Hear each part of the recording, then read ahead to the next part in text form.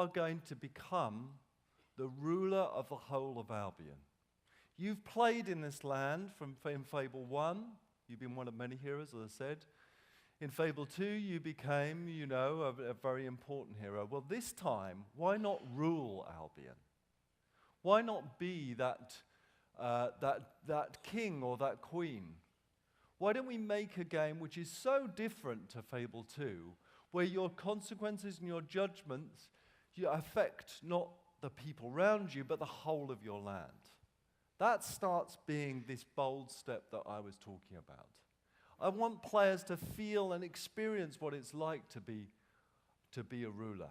And this is still true in today's world now. I think if you look at, our iconic leaders, whether it be Obama or Gordon Brown in England, or Tony Blair or Margaret Thatcher, or some of the revolutionaries without, even Che Guevara and Abraham Lincoln, and I think history and the world of the evolution of mankind is all based around these iconic leaders. I want you to feel that power when you're playing Fable 3. That for me is a really bold step. And being able to sort of give you the feeling where you can say, I'm gonna eradicate poverty. I'm gonna take all this money, all this gold. You can actually walk into your treasure rooms. I'm gonna take all this gold and I'm gonna feed everybody. That's what I want you. Those are the choices and consequences I want. I want you to be able to also think, no, I'm gonna keep all this myself. I'm gonna hoard it and keep it. I don't care about the poor. I'll tax them harder. I'll rule them harder. I'll be more of a tyrant. And those choices and consequences end up being really big.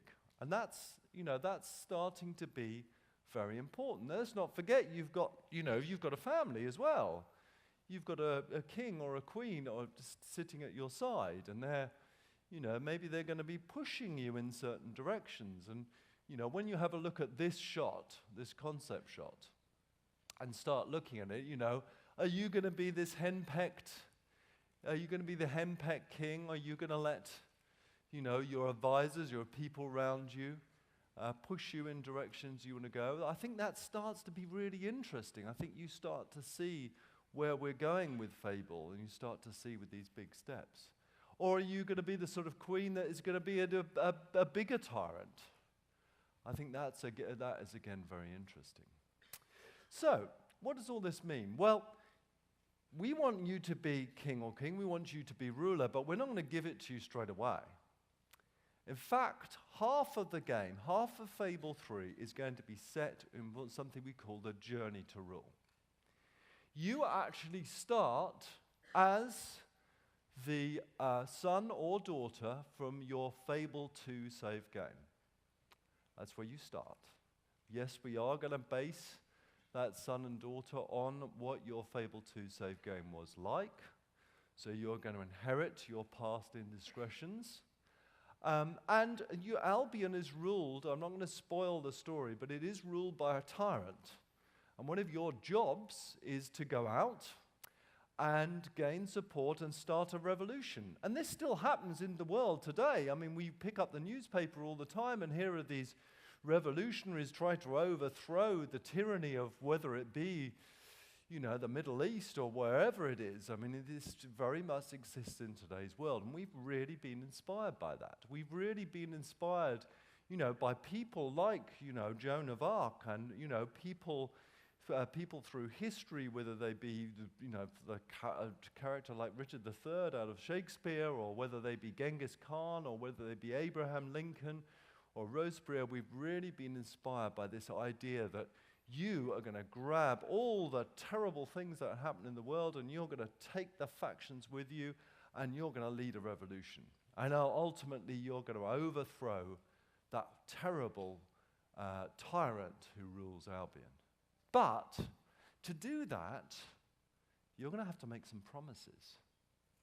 You're going to have to promise some things to these people who are going to be following you. Just like our politicians, when they actually stand up and try and get elected, they'll promise anything.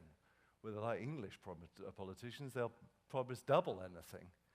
And, you know, I think that's a very interesting thing. Why can't we give this to the player? Why can't we, you know, give this, oh, yeah, of course I'm going to, you know, eradicate your poverty. Of course I'll, you know, I'll make your people more important. Of course when I'm king or queen, I'll let you be in my court.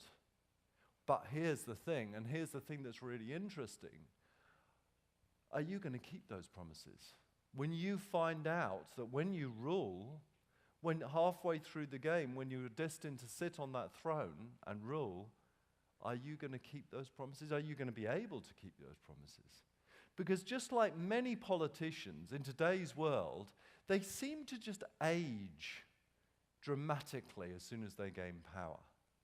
You know, I look at Obama, and he's not looking as fresh-faced as he was, is he? Let's be honest about it. He looks a little bit haggard now. It's as if, you know, the truth has been revealed to him. And, you know, the world expects, you know, and in England and all over the world, they expect so much from our leaders. Again, why don't we give that to the player? Why don't we allow the player to start to decide on which of those promises that we're going to keep? So that's very important to me. What's important as well is that you're going to see all sorts of injustices on the road to your rule. And I really want people who play this game to, you know, go into a community and think, oh, this is terrible. I'm going to totally eradicate that when I'm king or queen. And then realize there is perhaps a reason that the world is like that. And I think this is very interesting for them.